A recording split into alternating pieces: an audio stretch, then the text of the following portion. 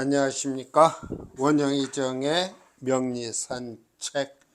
지난 시간에 이어서 전환격 중에 종합격에 대한 말씀을 이 시간에 드리도록 하겠습니다.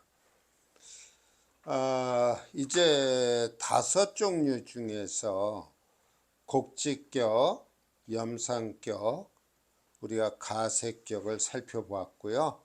이제 종합격하고 윤합격 두 가지가 남아 있습니다. 우선 이 종합격이라고 하는 것은 말 그대로 종은 따른다. 이 혁이라고 하는 것은 갱신하다, 고치다, 다시 하다, 이런 의미를 지니고 있어요. 그래서 종합격이라고 하면은 이런 갱신이나 어떤 고침이나 다시 시도하는 이러한 것을 쫓는다는 얘기가 되는 거예요. 그래서 이 종합격을 놓은 사람들은 대체로 한 나라의 기둥이 되는 귀인의 명조를 타고났다. 그러니까 그냥 무조건 어느 한 나라의 전통이면 전통, 관습이면 관습, 이러한 것들을 그냥 추종하는 게 아니라 거기에서 보다 나은 것으로 개혁한다든지 또는 그 시대에 밀착된 그러한 점들을 개혁해서 고쳐나간다든지 이러한 성향을 띠고 있기 때문에 되게 귀인의 명조다, 그런 얘기를 합니다. 그런데 이 사주가 명조가 종합격이라고 하더라도 운이 뒷받침이 되질 않으면은 그러한 길을 가기가 어렵습니다. 또 명조에 이 종합격은 물론이고 전환격에 해당되는 것들은 관사를 대기하지 않습니까? 또는 그 관사를 생하는 어떤 재성의 경우도 꺼리는 경우가 종종 있습니다. 그래서 만일에 이 종합격에서 관살이 된다 그러면은 화가 되는데요. 이 화를 갖다가 피하지 못하면 이런 어떤 귀인의 명조가 아니라 종교인이 되기도 하고 예술인이 되기도 한다. 예전에는 종교인이라고 하면은 되게 승도 지명을 얘기했어요. 그러나 오늘날에는 종교인이라고 하면은 꼭 승도뿐만이 아니고 뭐 기독교도 있고 가톨릭도 있고 그 밖에 다른 종교들도 있지 않겠습니까? 그래서 그런 종교인의 삶을 갖게 된다는 것이고, 또한 예술인으로서 오직 예술 세계에 몰입해서 살아가는 그러한 분들을 종종 볼 수가 있습니다. 그래서 이 화가 개입되면은 종합격으로서는 파격이 된다, 그렇게 알아두시면 되고요. 앞에서 공부한 내용과 마찬가지로 경금이나 신금일주가 신유술이나 또는 사유축이라는 금국을 놓았을 때 이루어지는 거 아니겠습니까? 뭐 다 이미 이제 아시겠지만 곡지격이라고 한다면 간목을목일주가 우리가 목국을 놓는 거죠. 인묘진을 놓는다든지 해묘미를 놓는다든지, 염상격일 때는 병화와 정화일주가 사오미나 인호수를 놓는 경우죠. 가세격이라고 한다면 무토나 기토일주가 진술축미나 사오미를 놓을 때 우리가 가세격이 이루어진다고 했습니다. 모든 이러한 전환격의 공통점은 관사를 대기한다고 하는 것, 그것만 우리가 유의하시면은 그래도 큰 오류를 범하지는 않습니다. 자, 여기 두 명조를 드러났는데요. 둘 다 여명입니다. 남명이 아니고 여명이에요. 그래서 이 첫 번째의 사주를 보면은 신유, 병신, 경신, 경진입니다. 이 경금일주의 세력이 쭉 이렇게 가는데 여기 병화라고 하는 관이 끼어들어 있네요. 그 이것을 병화가 끼어 있으면 파격이 된다고 볼 수 있는 건데 가만히 보니까 여기 병신합이 돼 있어요. 그러니까 이 병화가 화해작용을 못하고 수기로 전환이 되어 있는 겁니다. 그러니까 이 병화관이 하등의 문제가 되질 않아요. 그래서 이 명에 틀림없는 종역격의 모습을 갖췄다. 병화는 하등의 관으로서의 작용이 되지 않는다. 그렇게 보시고요. 대운이 이제 이런 식으로 흘러갑니다. 그래서 일찍이 이런 무술이나 기토운이 좋지요. 물론 여기 경금, 신금운도 좋습니다. 여기에는 우리가 대운을 대개 얘기할 때 보통 대운의 수가 적혀져 있지 않을 때는 그 중간인 5대운 정도로 보고 파악하는 것도 괜찮아요.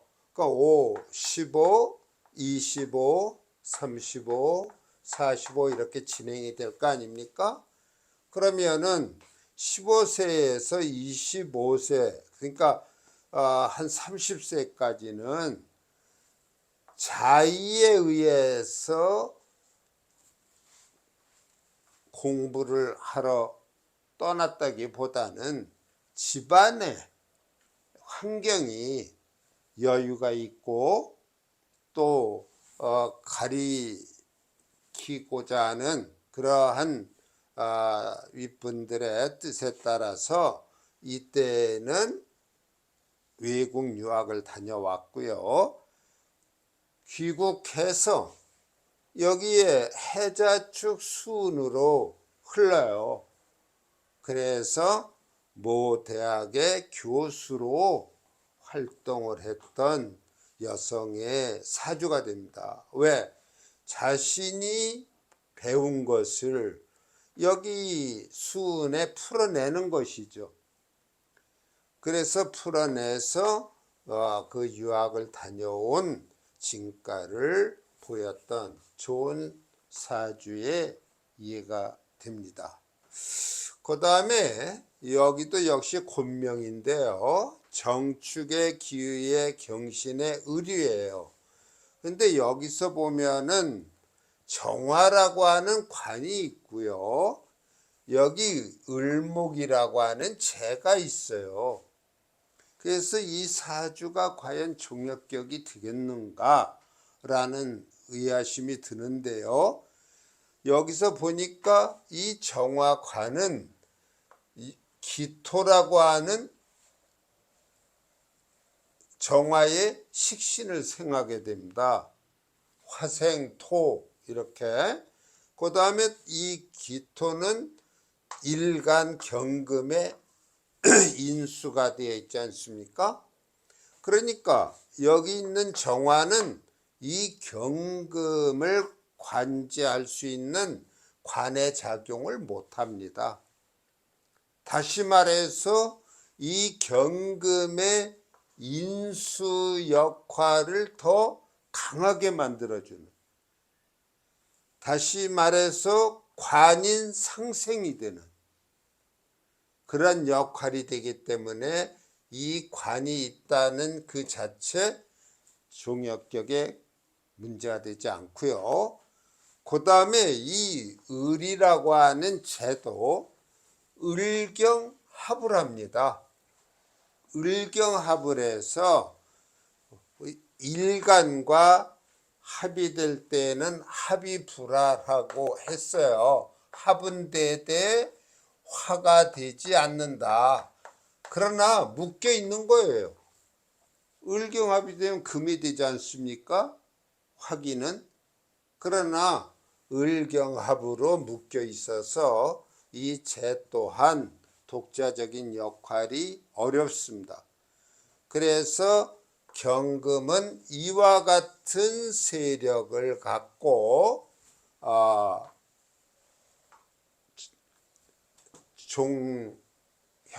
그러니까 종혁격의 그런 모습을 띠고 있어요. 그런데 옛날 고서를 읽다 보면은 이런 글귀가 나옵니다. 우선 명조가 신왕이에요. 신왕한데 재관이 없으면, 여기에 재도 있고 관이 있지만 그 역할을 못합니다. 그 역할을 못하니까 재관이 없는 것과 같아요. 그럴 때는 승도지명이라고 그랬습니다. 옛날에는 불교가 성했기 때문에 승도지명이 된다. 그래서 신왕하면서 재관이 온전치 못하면 승도지명이 된다. 또 다른 글에 화계가 공망을 만나면 정통승도라, 승도의 명이 된다. 그러면 여기서 화계가 뭐가 되겠어요? 여기서 이 축이 화계입니다. 그리고 경신 일주의 공망이 됩니다. 자축 공망이에요.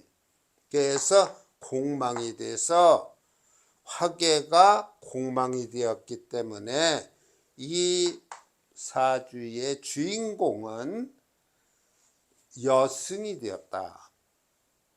그렇게 얘기를 합니다.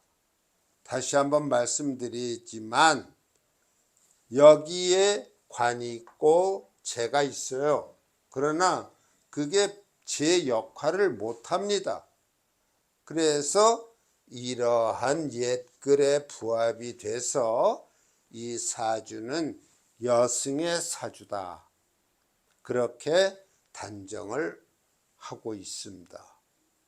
자, 이런 걸 보면은 우리가 공부한 것, 지금까지 쭉 공부한 것, 어느 것 하나 소홀히 해서는 안 되겠다. 그렇게 생각이 듭니다. 자, 오늘 이 시간 종역격을 놓고 말씀을 드렸습니다. 이제 다음 시간에 윤합격을 하면은 우리가 전원격으로서의 5가지를 모두 공부하게 됩니다. 오늘 이 시간 여기서 마치겠습니다.